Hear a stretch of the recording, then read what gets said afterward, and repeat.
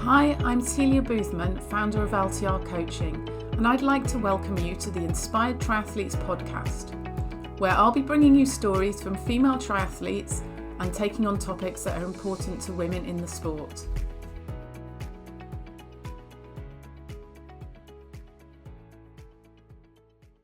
Hello and welcome to today's episode. Today I'm with Diana Almazova, founder of Stana Clothing, which is a clothing brand specifically for women. And we're going to chat to her about her journey in triathlon and sport, and also founding a clothing brand, which is in its very early stages, I think, at the moment, isn't it? Yeah, it is. Yeah. So for people who are discovering you for the first time, just tell us a little bit about yourself, what you do, and also a bit about your sporting background. Of course. And thanks so much for having me. I'm really excited to have this conversation today. So yes, as you said, I'm Diana. I am currently building a sportswear brand for women, as you said, called Stana. And the main thing really is that I really wanted to design activewear for women only. So not adapted for men's, but like really from scratch started for women. And in terms of sport, I am what I would call myself a recreational athlete. Okay. I recently did my first 70.3 last month, which is very exciting. Yeah. So yeah, that's my triathlon, I guess, claim. Okay, so which 70.3 was it? So I did Was it the Nottingham? Outlaw, yeah, Yeah, Outlaw in yeah. Nottingham, which is lovely. Would definitely recommend that as a course. Yeah, it's quite flat, isn't it? Yeah, And I yeah. did I think I did it a while ago, a long time ago now, because I lived in Nottingham for a little bit when Mm, I left school. I went to uni there. nice. It's quite a nice town to be in. Yeah, I it's like a it. nice place. Yeah, and the course is quite pretty, so it's yeah, was lovely. Yeah, it's got a good strong textiles connection as well, hasn't it? To Nottingham. Oh, Like did for not the, know that. well, it did. If, when I was, oh my God, probably maybe it just changed. Think about it. How long ago was that? When I went to uni, it was like a strong sort of textile Hmm. um clothing thing because I actually did textiles and clothing for an No way. HND in textiles and clothing when I left school. And I did it there, but there was a big textile department at the university. So Mm. maybe there's like some kind of weird Yeah, maybe I need reason to you look went into it. to. Yeah. Mm. Okay, so how did you get into sport? You say you're a recreational athlete, so Mm. how did that journey kind of happen? And what were you, would you think you would have thought you'd ever done a 70.3 when you were younger? Yeah, I think I mean when I was little I did swimming and tennis. Like our parents really wanted us to do sports. So even though we didn't do them competitively, we would do them consistently. Like every day we probably would be doing something. Yeah, I suspect it's because we had a lot of energy and needed some way to burn it. yeah. But I think if you know, like ask me, told me that I was going to be doing a 70.3, I'd be like, what even is a triathlon? Like I had absolutely no understanding of triathlons, even like marathons. Like it wasn't something that I knew. And I think like so many girls, when I hit kind of teenagehood, got my period, I very much fell out of sport a little bit. Mm, So that consistency very much went, and I just didn't know how to deal with swimming in period is a little bit awkward, especially if, you know, a couple decades back that was even more awkward than it is now. So, yeah. yeah, very much fell out of sport, like still did it very casually at school and uni in like kind of team sports, but like not nowhere near as consistently or as kind of like definitely not professionally. And I Mm. think my running and triathlon journeys kind of came at roughly around the same time. So I think I started running around like mid 20s. My flatmates used to do this thing where they would book a half marathon abroad and train for it together and then make it like a girls' holiday to go into a half Oh, marathon somewhere, nice. which is really fun. And I went and Yeah. supported them 1 year and I was like, this is really cool. Like I've never seen anyone do a half marathon, didn't know this was a thing, but like this feels like such a cool thing to do. And I remember asking my PT whether he'd think like I could do something like that. And he was like, yeah, 100%. Let's like train for it. Mm. It'll be fine. But I think by that point, like I've never probably even run, like maybe I ran a 5K at some point at school, but like not really. Yeah. So complete beginner, didn't really know what I was in for, but it was nice to have a coach at the time to like help me do the sessions and kind of just also I think like, you know, about, I think this would have been like maybe 10 years ago, like you Mm. had no expectations, or like there was no really understanding of like what's a good pace or like all that kind of stuff. So it was Yeah. so easy to start running because you kind of just went out and ran and you saw some people in the park maybe if you were lucky, and that was kind of it. So yeah, it was a nice time. Yeah. And I think I just caught the bug of like having a race or like a challenge to train for. I just found that it gave me such great consistency because like I knew I was doing something that I haven't done before. And even though maybe like I wasn't, even though I haven't done it before, I always believe that like if you train well enough, like you can do it. You might not be Yeah. the first one, like, but you can do it if you like do something with training and intention.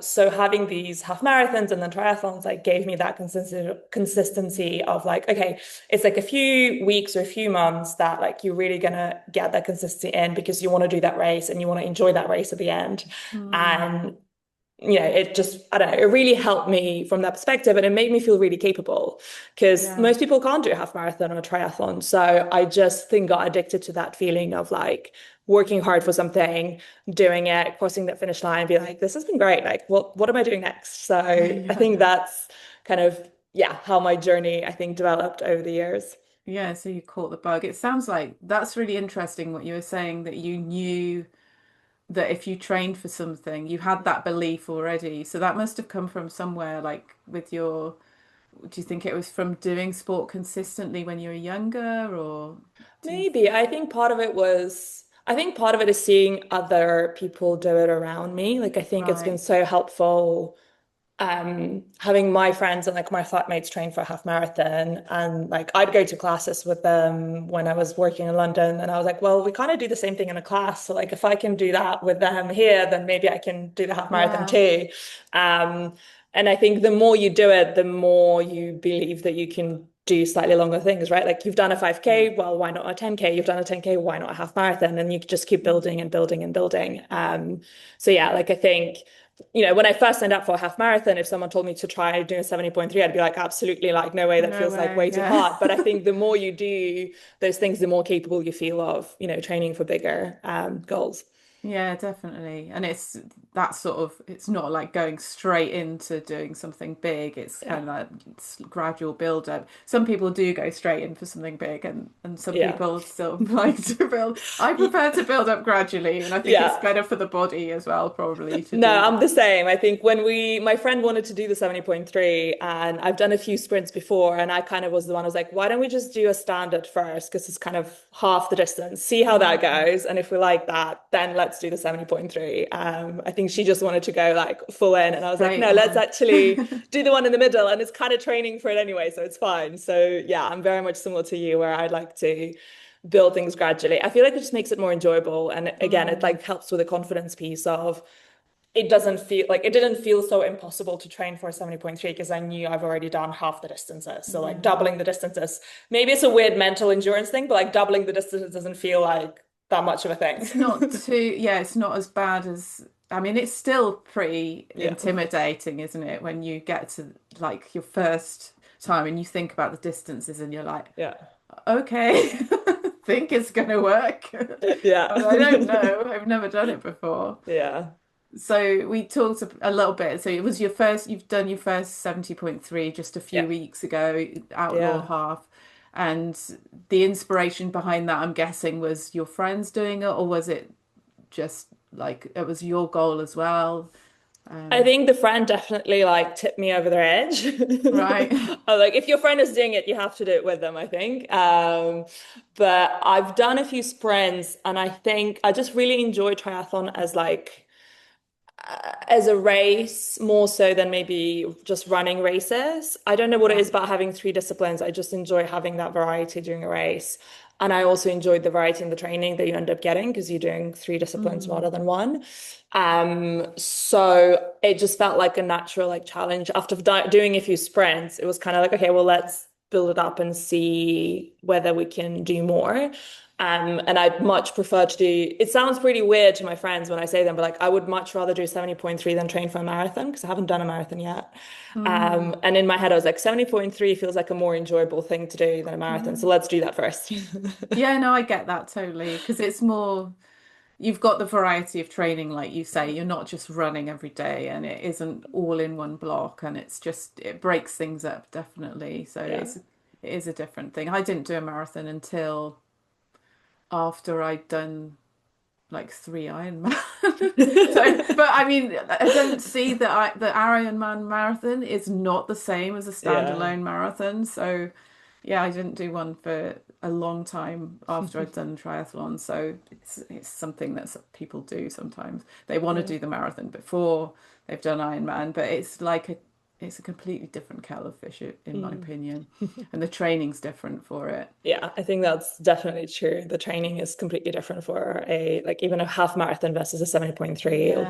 It'll feel very different. Yeah. Much more run volume, and then Yeah. it can get, I think it put me off doing, half marathon training a long time ago. I did, my first one, and it was like, oh, I'm sick of running now. I just want to stop running. And so Yeah. swim, bike, run, you can do it, bit of mix, and it's good. Yeah. So did you always believe that you could finish it, or was there a little bit of self-doubt there at all? I mean, I think it is a scary distance, right? Because I knew from doing the half that like it'll take me anywhere between 6 to 7 hours probably to do. So I was like, there is a long time to keep going. Yeah. So I think that was a little bit daunting. Um, but I just, I think getting a coach was really like, I knew I wanted to get a coach because I felt like this wasn't something that I could fumble. Like, I did the Mm, training myself for the standard because I kind of have a basic understanding of like what a training plan involves. But for such a long distance, I wanted to get some help. yeah. And I think that was the thing that really like tipped me over there to like, yeah, I'll totally be fine because I've got someone who's done it before, who knows what they're doing, who's helping me with the programming. So I know I'll get the training in as long as I follow the training plan and then I'll be Mm, fine on the day and we'll just see what happens. So yeah, I don't know. I think my brain always goes to like, if I can nail the training, the race will be fine. I don't know why my brain works that way, but that's how I look at it. So in a way it helps because it you don't think about the race and the big distances. You kind of think about like the small step in front of you of can I nail the training for the next few weeks, which feels a lot yeah. less daunting. So yeah, so I think like there was definitely doubt, definitely, you'd like I remember in the morning of I was sharing an Airbnb with my friend and we were like, what did we get ourselves into? Like it's 4 a.m. in the morning. We're waking up to go swim in a really cold lake and then do things for like 6 hours. It was like, why did we think this was a good idea? But you know what? It was great.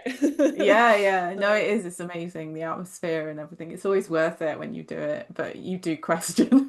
Like, it's like, oh my God. I Yeah. think my first 70.3, I was terrified, and I had no sleep the night before because we booked an Airbnb with like next to these bells.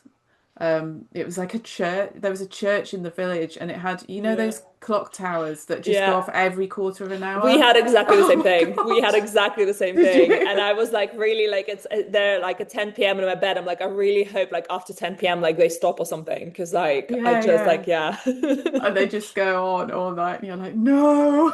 You're like lying in bed trying to fall asleep, just like counting every 15 minutes Yeah, that you're not asleep yet. I know.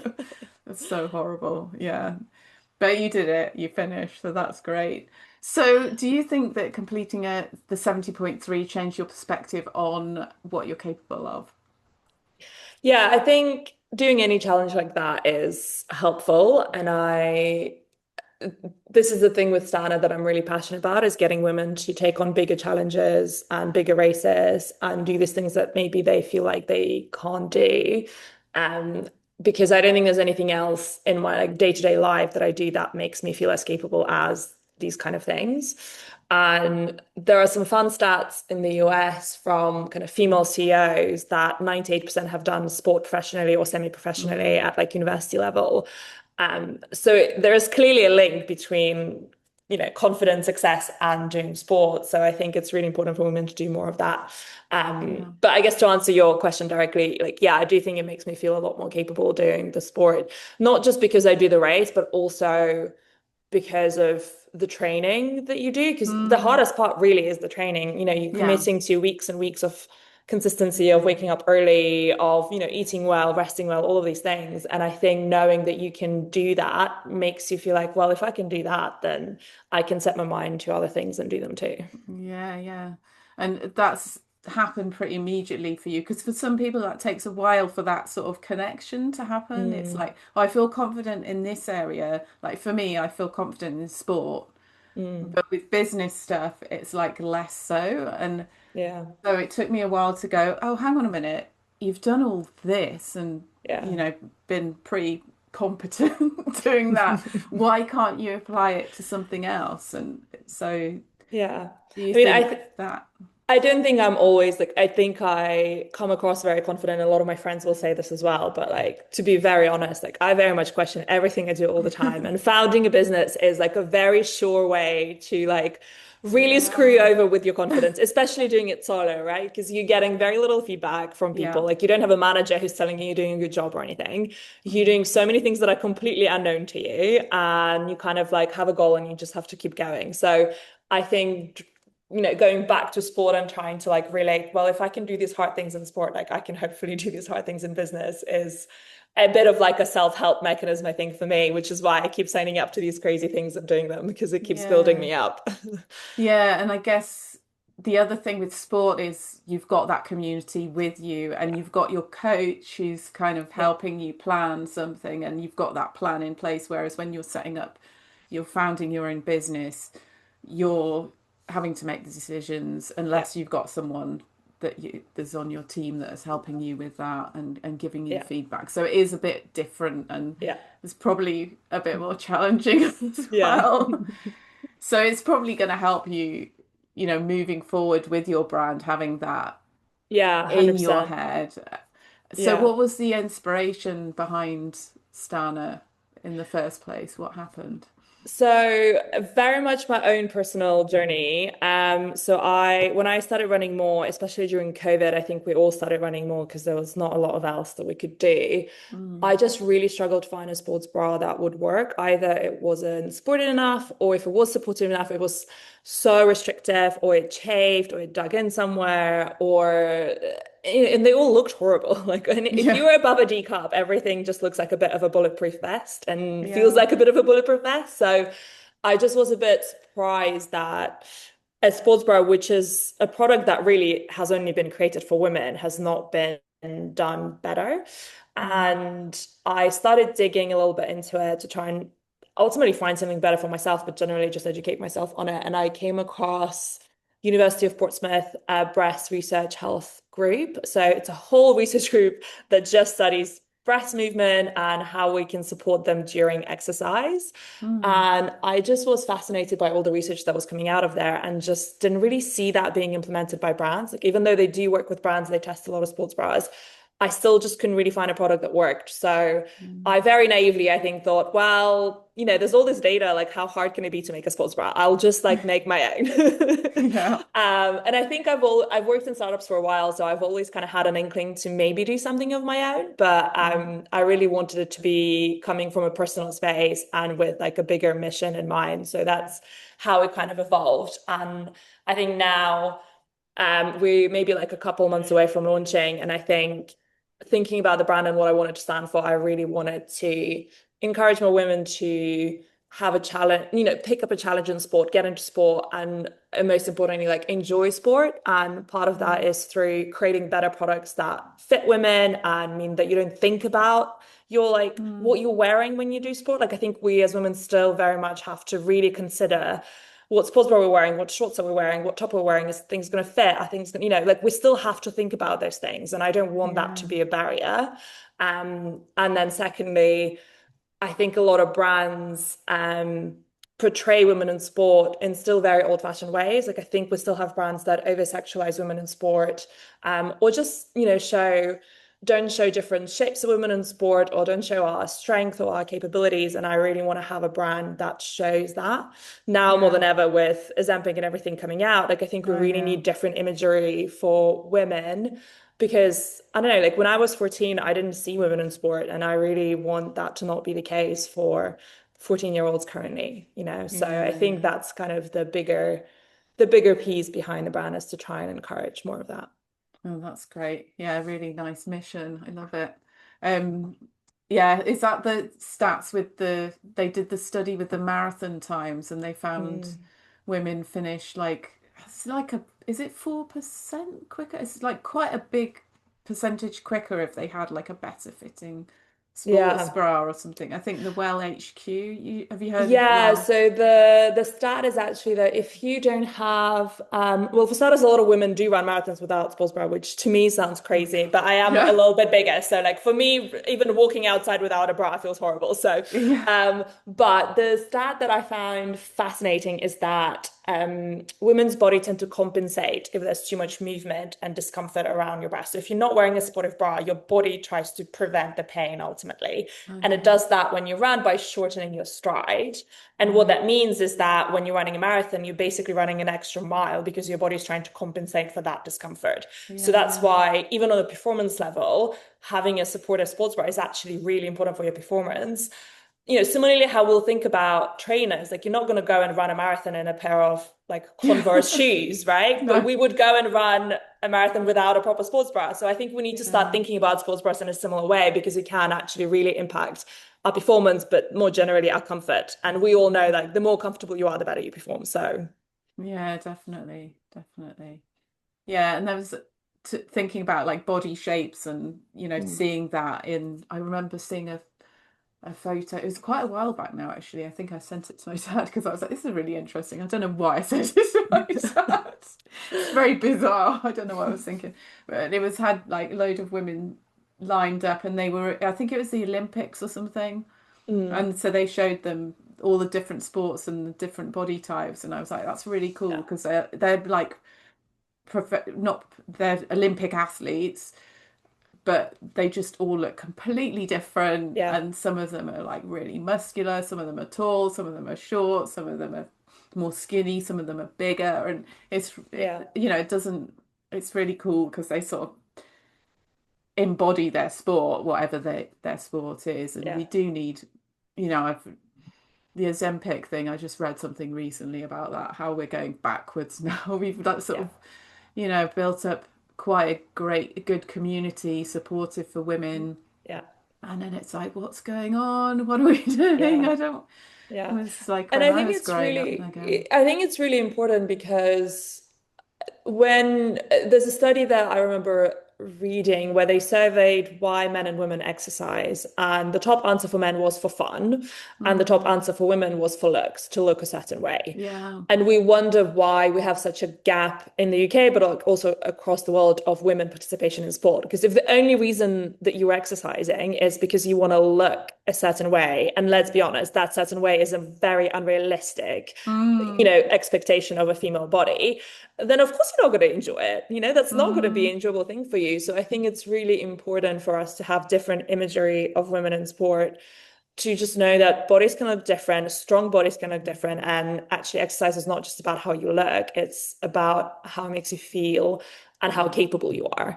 And I just don't think enough brands or any brands, frankly, are going with that message right now. And I think it is really Mm, important for where women's sport is and to try and progress it forward.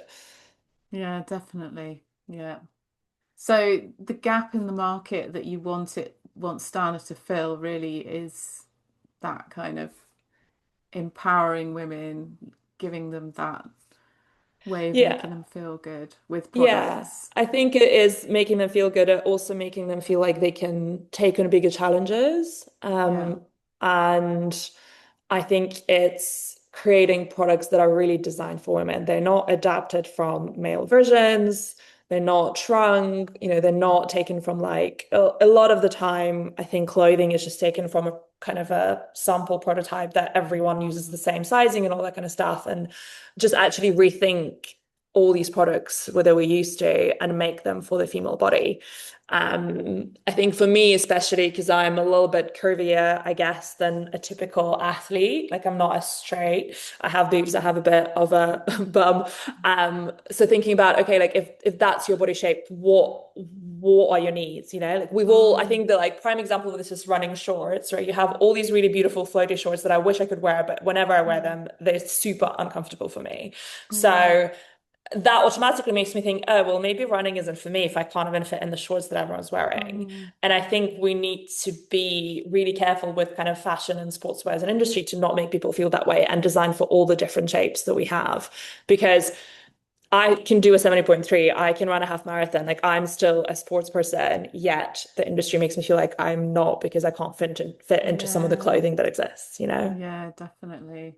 Yeah, so that kind of leads on to how your own athletic journey has influenced your brand Mm. and the products that you're going to create. So you say sports bras are one of the things that you're Yeah. creating. Is that the only thing that you're going to be So to looking at? begin with, yes, because as you get into creating products, you realize it like costs a lot of money, and I'm kind of self-funding this at the moment. So we had to kind of be sensible and just start with one. And Yeah. I think my thinking was I'd rather do one thing really well than do many things averagely. So Mm.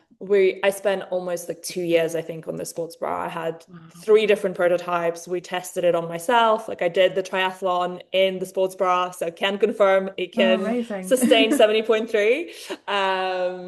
And I did a high rocks in it. So like I really tested it a lot, but then also tested it with other people in other sizes, right? So I've like gave it to some of my friends and like friends of friends who are in different sizes to just make sure that it doesn't just work for me, it works for other people as well. Yeah. But all of those things obviously take time and effort and money to do that. So if I want to create every product with the same rigor, like that's going to take time. So I want to start with the sports bra, see how that goes. Hopefully, people love it as much as I've loved it, and my friends who've tested it loved it. And then from then, kind of keep going and creating more and more products yeah, to expand the range ultimately. But I think my experience ultimately dictates, yeah, the products that we develop and how we make them. And my perfectionist self is also part, I think, why we're doing them the way that we're doing Yeah, them. no, that sounds really good to get that, in the sports bra, as you've talked about, is probably your most important bit of kit, which is Yeah, probably not how people would see it.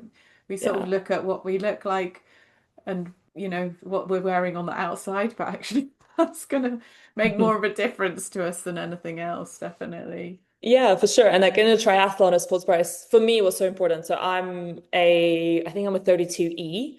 Okay. So not necessarily, big by any, standards, about basically the average in the UK, I think. But finding something like that would work under tri suit that could get wet in the Yeah. water and then still be fine, that I could cycle with, but then also run with, because it's not that easy No. to do. So it was definitely, I think doing triathlon definitely helped with the development because I was really very much thinking like, okay, like, well, we can't use any padding or anything like that because that's just going to get wet and horrible in the water. Yeah, So let's not do squishy. that. And like it does inform your product development.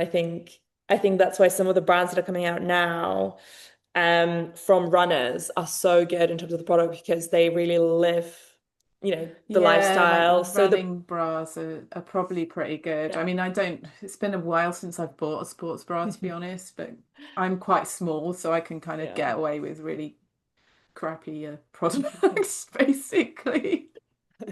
I'm not very good. Yeah, it's been a long time, but some of them are so uncomfortable Yeah. and just, yeah, I don't know. Like the hooks and stuff sometimes Mm. bend and things. Yeah. I've had some really nice ones which I've really liked, but then the hook and I have Yeah. bent when I put Breaks. them in the wash, and it's like, oh, Yeah. it's so frustrating. Yeah. So yeah. Again, something we looked at. We did not have a hook and eye because I have exactly Yeah. the same experience as you. Because you wash it a few times and then the hook breaks, and then trying to do it up at the back, while like it's like impossible. So yeah, Yeah. we definitely looked at all of those things, Oh, that's good. to Yeah. try and yeah make sure it's like as good as it can be. Yeah. Well, that sounds amazing. I'll have to check it out.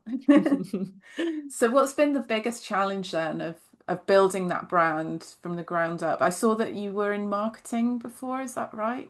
Yeah. Yes, so my background is in marketing, so I have no fashion background. So I think that part was definitely hard to figure out. Like I've never designed anything, and I wouldn't really call myself a creative in the sense that like I mean, I love a good mood board, but like it's not really what I live and breathe. My marketing side was very much more numbers driven and Right. looking at, like how do we optimize the customer journey and things like that. So it was very different to your usual creative fashion Mm, side. So figuring out all of that and the supply chain was definitely difficult practically.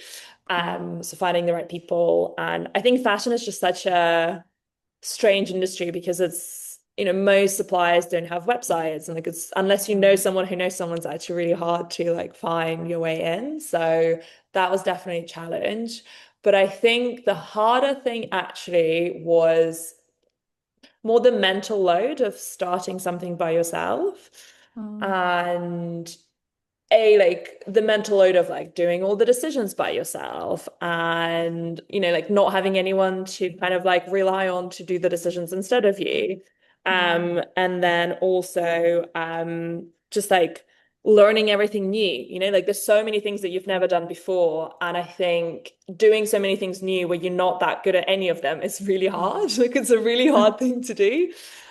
So I think yeah, I think the mental load has definitely been surprisingly harder than I think I anticipated. mm, Like I thought the hardest thing was to actually make the product, but actually um getting through the mental thing of it has been tough, which I think why sport has been so helpful for me because it's a great way for me to, go for a run after like a hard day at work and just get rid of some of that anxiety or some of that kind of thinking and just feel good about myself again, if that makes sense. yeah. Yeah, that does make sense. So that sort of leads me on to the question of like how you manage your energy with, Mm. founding a business and also trying to train for a big event, 70.3. Now I guess you're not training for No, the 70.3. last month has been delightful. I'm not waking up at 6 a.m. anymore, But no, I think actually um, the 70.3 has been really helpful to create structure in my day because I Yeah, almost like sit down on Sunday and like plan my training for the next week. And having a coach for that has also been incredible because it takes away my decision load yeah, because I don't have to think about what, like, I just need to make sure all the training is done and she kind of organizes it for me. So I know what I'm doing when. And that creates the initial structure for my week. And then I add in all the work on top of it. yeah, So that's been great. And in a way, it has been helpful that I am working for myself, that I can create a bit of flexibility with timings and stuff. So yeah, I can go to the pool at like 8 p.m. and start work at 10 p.m. and just work a bit later. Like it's not that hard for me to do. So that has been helpful. And I think a lot of the exercise gives me energy. Like I've always been a person who do some type of movement most days. yeah, So that hasn't really changed and that's been good. That said, I think the last few weeks of training where your volume and your load goes up is quite hard energy wise because yeah.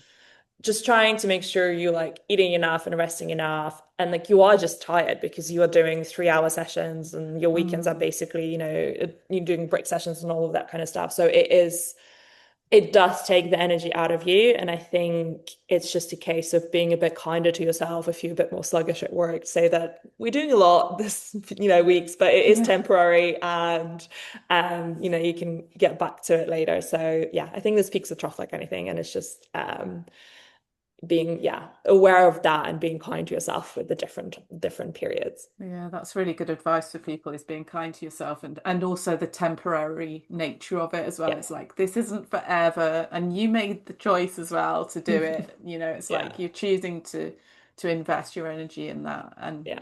the benefits obviously outweigh the Yeah. most of the time. Sometimes they don't and it's time to sort of have a look at things, but Yeah. most of the time it's pretty you can kind of manage things pretty Yeah. well.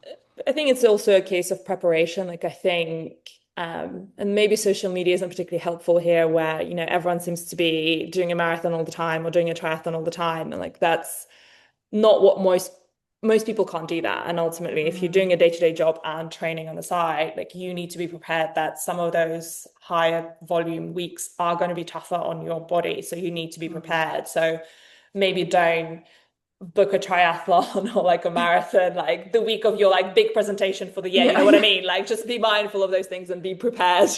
Yeah, definitely. No, that's a really good idea for people because some people don't do that. Yeah. It's like everything at once, and it's too much. We can't, Yeah. and you don't have to either. Sometimes the culture sort of celebrates, and look at everything you're doing. And it's like, yeah, you can do that, but it's not necessarily that you're going to function at your best. And Yeah. it comes back to that being kind to yourself. Give yourself a little bit of space, and Yeah. it's not a bad thing. It's not negative. Yeah. It's not, something to be sort of looked down on or anything. You Agreed. don't have to cram it all in. Agreed. And I think you need to be, I think, honest with your goals. Like, you can't have everything all at once. Like, I know, Mm, especially as women, I know that's what we've been told, but like, no, you cannot have yeah. everything all at once. And you just need to be honest about that. Like, I think when doing the 70.3, like, I didn't have a time goal. I didn't have, like, I straight away told my coach, like, look, I want to do the training because I want to be able to do the volume and I want to like enjoy the day, like know that I can do the volume and not, really struggle with it. Mm, But like I'm not going for a certain time. Like I don't want to set a PB in anything. And like because I know physically that like I would not be able to do that and also start a business at the same time. Like it's just not going to be mm, feasible for me to do both of those things. And I mean, to be honest, like personally, I've never really done races for times. Like I know a lot of people do, and I think it's great that if that's the goal that you want to set. But I think we also need to normalize not doing something for time or not always setting time expectations and just having yeah. expectation of like, I want to do a challenge, I want to train consistently, or like I want to just do something different. And that's enough of a goal. Like it doesn't need to be Yeah. a sub two, whatever, or I don't know what goals we're setting these days. But like it Yeah. can Yeah. just be enjoyment and consistency. Yeah, because otherwise it can become another thing to like for you to get stressed about and Yeah. to be worried about, And definitely. feel disappointed. I think the Mm, thing that makes me sad is that people will do a marathon and then they feel disappointed because the time isn't in line with what Instagram tells them the time should be. mm, And I'm like, you've done a marathon. Like 90 whatever yeah. percent of people have never done a marathon and will never do a marathon in their life. Like you should be proud of that achievement. And yes, if timing is something that's important to you, fair enough. But I think we maybe think about that a little bit too much and forget why we do the sport. It is for enjoyment and to feel capable. Definitely. Yeah, yeah. Yeah, you mentioned social media a couple of times, Yeah. which can be a bit of a double-edged sword, can't it? Yeah. Like it's useful and can be really helpful, when you're building your brand to some extent. Mm. But yeah, I have mixed feelings about it. And sometimes, I'll Yeah. I'll have clients that I'll tell them just don't use it for those, Yeah. like if it's making you feel awful, then Yeah. just have a break from it for the Yeah. next few weeks before your big race, so you're not seeing everybody going talking about, and people Yeah. say all sorts of stuff that isn't Yeah. really helpful. So Yeah. if you have that break, then it just gives your head a little bit of space, takes the Yeah. pressure off. It's such a weird, we were actually talking about it with my flatmate yesterday because it's such a weird thing where on one hand, seeing a lot of people do the sport helps, right? Like Yeah, seeing a lot of it's women do motivating. marathons, it's motivating, it makes you feel like, well, if they can do it, I can do it. Mm, But then on the other hand, I don't know how we got there, but I think social media creates such an expectation that it almost puts people off now, where they're like, well, if I'm not running a certain pace, if I don't have a certain gear, or if I don't look a certain way, I can't do the sport because that's not what right. it looks like on social media. And that's a shame. Like, I think that's not the Yeah. reality, obviously. And you just have to go to a park run to realize that most people do Yeah, not I look like know. influencers when No, they're running. no, I know. And you do not need all the gear or like fancy sunglasses or a carbon plated No, shoes. no. Like I mean, I think it's really easily done. Like I remember when I joined the training group for the triathlon, because it's like a bigger group and there's a lot of people who are really, really into triathlons. And I remember being a Mm, little bit like scared because I think the first two conversations that were happening there was about power pedals. And I'm like, what is a power pedal? Do I need one? What's going on here? And carbon shoes, which also I've never run in carbon shoes. And yeah, like yeah. the message was like, oh, well, obviously everyone's racing in carbon shoes these days. So like, how are you guys Mm. breaking them in or something along those lines? And I was like, oh no, I'm gonna now need all these things. And obviously you don't, like I No. think it's important to remember that triathlon, especially I think with the logistics, people can get a little bit Yeah, hung and up it's on it that. is represented like that, isn't it? All the photos are of people on these snazzy bikes and stuff. It Yeah. took me ages to get a time trial. I think I didn't buy a time trial bike until I'd been doing triathlon for like, ooh, about 7 or 8 years, something like, I took quite a while Yeah. because I knew it was more about the training, to be honest, like, Yeah. having the plan and executing it well. It's more about Yeah. that. When you first start, definitely, like all the Yeah. stuff isn't gonna, Yeah, for sure. it's It's not a not going to bang make a for your difference. buck, it's not, No. you're not investing in the right area really in there. No, But I agreed. And suppose we want the shiny, sort of flashy stuff, don't we? It's more yeah, exciting than yeah. And training every it's day. for sure, and I mean, you have to do that, I think, a little bit in the sense that, like, getting in your outfit always makes you want to go Oh out yeah. and do something, like, there is a little bit of that. I totally agree. But I think, yeah, for triathlon especially, like, I did all of my sprints in my Olympic and my kind of commuter bike that was, I don't know, maybe 200 pounds I paid for it or something like Mm, that, which it was a road bike, but like, that was it. Like, I didn't need anything yeah. more complicated. And I had one tri suit that I've done maybe 5 triathlons in. I just like the only one I could find, and that was that. Mm, I've never run in carbon shoes. To be honest, I'm not a fast enough runner, I feel like, for them to make a difference. And I quite like my knees and ankles to be intact, so that'd be great. I did not have a TT bike for the 70.3 either. I did mm, upgrade my bike, but it's like I've had my old bike for like 6 years, so I felt like, okay, like I feel like for this we can upgrade it. But I didn't have bars on it, and it's just a normal road bike. It's yeah, not yeah. definitely top of the range or anything like that. It just Yeah. yeah. So I think I think that's a good message, important message for women is that you don't need to have everything and you don't need to for spend sure. loads of money. I mean, it is expensive sport Yeah. when even if you don't kind of buy everything, you still need a bike and you still need Yeah. a wet, there's certain things that you do need, Yeah. which you can get fairly cheap. You don't have to go all in for Yeah. the most expensive stuff. For I sure. know my Yeah. husband did Ironman last year and he's got a road bike and he said he put it in transition at one race and some guy was like, "Oh, that's an old clunker or something, something really unflattering about his bike." And he was like, "What's wrong with my bike?" It was like probably quite Uh, heavy, like an old, had it for a while, not not the most expensive thing. But he finished and he did hey, a really good, time, so yeah.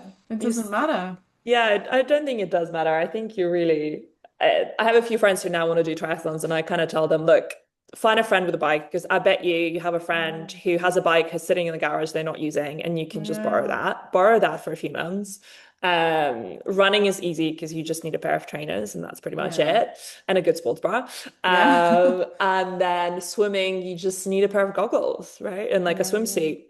Wetsuits are a bit harder, like you do probably need a wetsuit, but Vinted Mm. is your best friend. You can get a Yeah, lot of yeah. wetsuits on Vinted, and that's kind of it. Like you don't need to overcomplicate it. Mm. So yeah, I think it, try and make it easier and cheaper for yourself if you're getting in.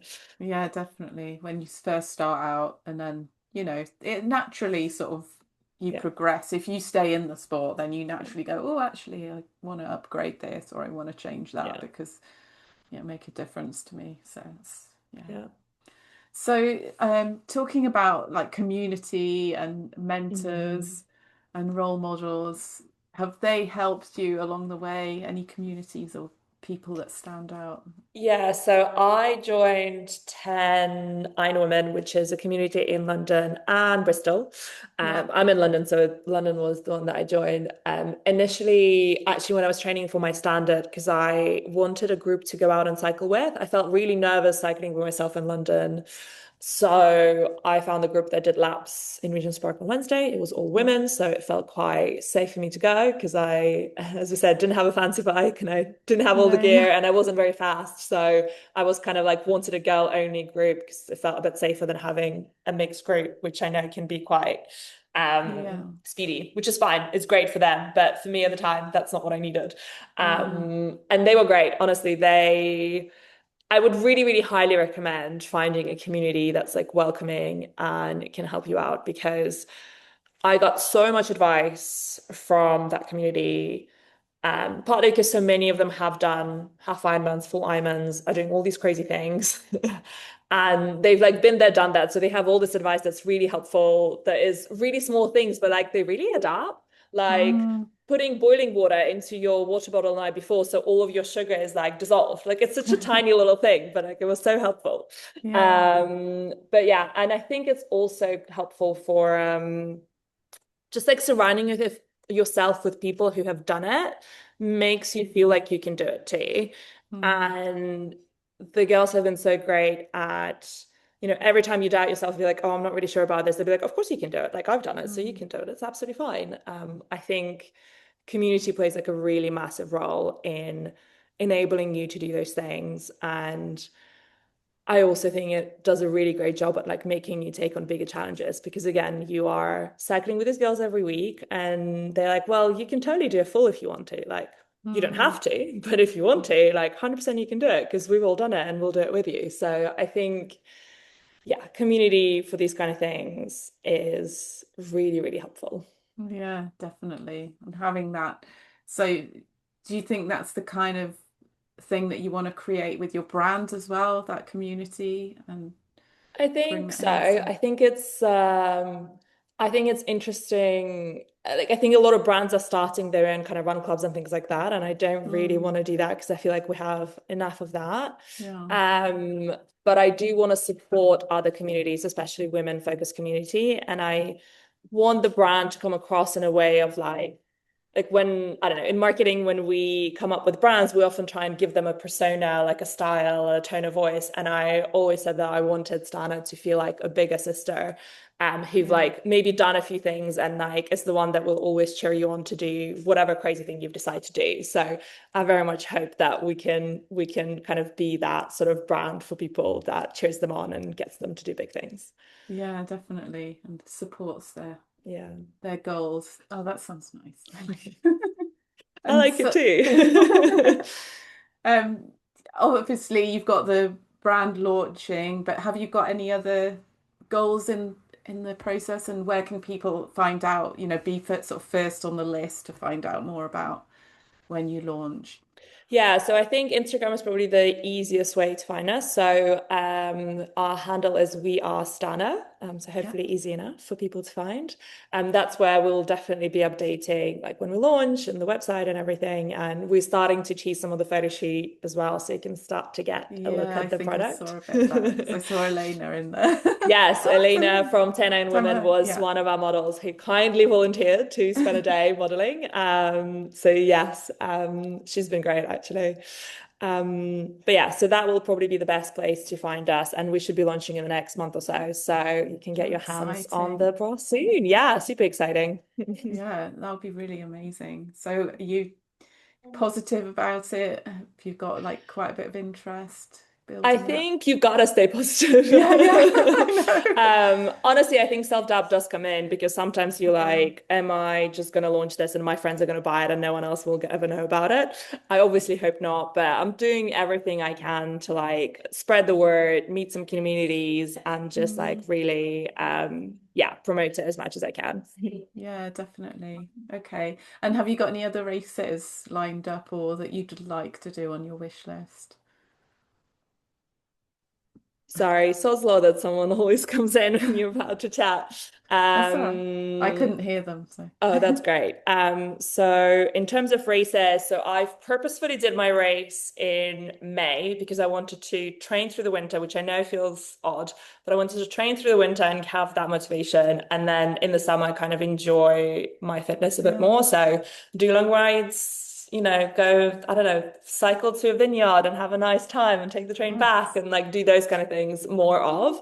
Um, and then maybe sign up for a race towards the end of the year. I think I want to do a half marathon because the run for my 70.3 wasn't my best run. And I think it was my first 70.3, so it's understandable, but I just felt like I didn't have a lot to give on the half marathon. And it Right. almost like made me question whether I can even run a half marathon. So Of I think I want to do course you have can. of course I can, Yeah. but I think I want to do a half marathon at the end of the year and Yeah. like just train for that just to kind of be like, no, of course you can do a half marathon. You're absolutely fine. So I think Yeah. that's probably what I'll sign up for. But I kind of had a rule with myself that I'm not going to sign up for anything for a month because I just want to Yeah, you got your absorb what I've done and then think about it after.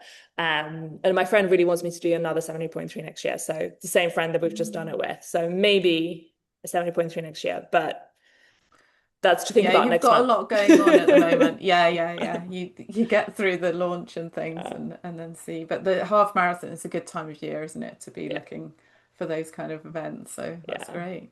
yeah. Oh, well, good luck with that. And I hope Thanks the so launch much. goes well as well. It's really Thank nice to you. speak to you. And Yes, thanks you for too. being my guest today. I'll put all the links to your kind of social media and things like that on there. And you've also, Amazing. shall I put a link to your Substack as well? Because that's quite Yeah, interesting about, absolutely. your thoughts about women and the the kind of environment for sports clothing and Yeah. things like that.